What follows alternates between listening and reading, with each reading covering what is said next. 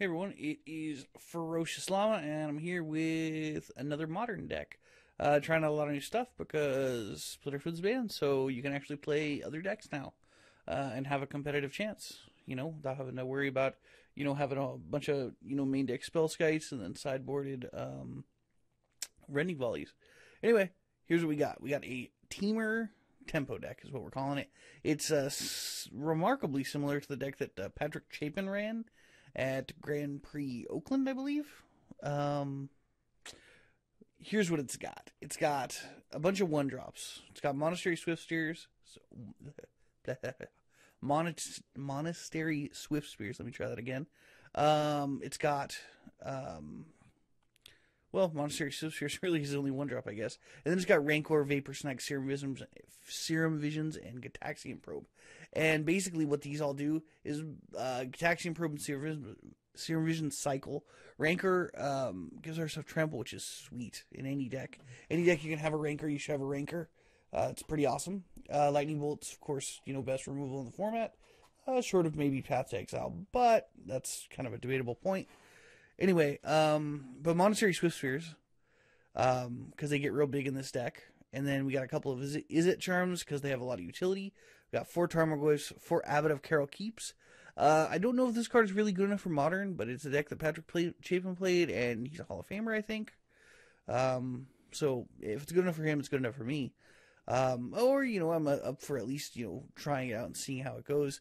But it is kind of, comes to play, draw a card, essentially, once, we're at about turn 4, because we can play pretty much everything in our deck on turn 4, because the highest converted mana cost is 2, excluding our singleton copy of Hooting Mandrills, and we'd have to be having one terrible day if we were to go, Abbot on, whenever, and not have enough for, Hooting Mandrills. So I think the probability of that happening is pretty low. So, I always try to make sure I have 2 mana available. Sometimes, I'll end up with like an Is It Charm off the Abbot, which isn't that good, but, it's still essentially draw a card. And then Monastery Swiftspear with a Rancor is like sweet. I don't know if any of you guys have ever done that before, but basically you attack for 1 on the first turn, you have the Monastery Swiftspear. Then the second turn you go Rancor. And then you're attacking for 4 with Trample, and it makes it kind of an urgent threat that they have to deal with right away. We got 3 Remands, because Remand is sweet. And it draws us a card. We like that. And 3 Snappies, because Snappy is, he's snappy. Why would you not have Snappy, right? 4 Goys, I said that. And 2 Is It Charms. Anyway, it's a pretty simple deck. A lot of, there's how many different cards? There's 1, 2, 3, 4, 5, 6, 7, 8, 9, 10, 11, 12, 13 cards. 13 different cards, plus land. I'll give you that. There's only 18 land, not very many. There are Wooded Foothills, Scalding Tarns, and Misty Rainforests, and that's it. We got a few basics. We got two islands and a mountain. There are no basic forests. I don't know, maybe I should change that, but it's never been a problem because we don't really need our blue mana. Blue mana is something, because blue lets us dig, which we need, so that's kind of why we have 2 islands and a mountain. And I haven't actually encountered any Blood Moon decks with this deck so far, so I don't know if they side them out or whatever, but I don't know. In this deck, what I like about it has a great control matchup, game 1. Unfortunately, it does very, very bad against Spell Snare. Ooh, Spell Snare, that's what I need to put in the sideboard.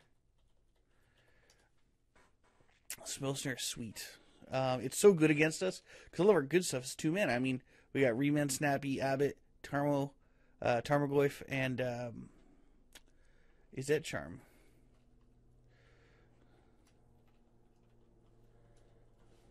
Snare. It's 2 words, I guess. There we go. Let's throw in a couple, because that's all I got. I don't want to go out and buy any right now. And I'm actually going to take out a Deprive and probably a Dispel, because I don't think we need 3 Dispels. I think the deck that Patrick Chapin played had a bunch of different stuff, but had a different side, completely different sideboard, and he ran like Mishra's Baubles, but I just don't think they're that great, honestly.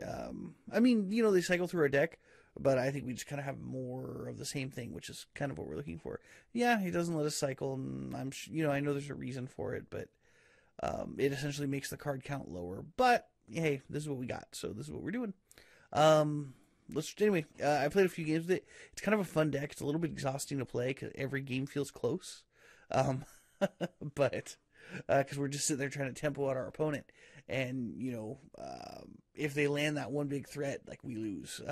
Earlier I was playing a game against like a Grixis, I guess like a Grixis Delver deck, and the opponent, he kept playing this Gurmag Angler, and luckily I had 2 Vapor Snags and like a couple Snapcasters in my hand, and I kept meaning to remand it, but I kept not having enough mana to play my spells and remand it. I only had like 3 mana at that time, and our opponent had like 7, so it was kind of a crazy game. We ended up winning though, which was sweet. So anyway, I'm going to take this for a spin, and well, hope you enjoy.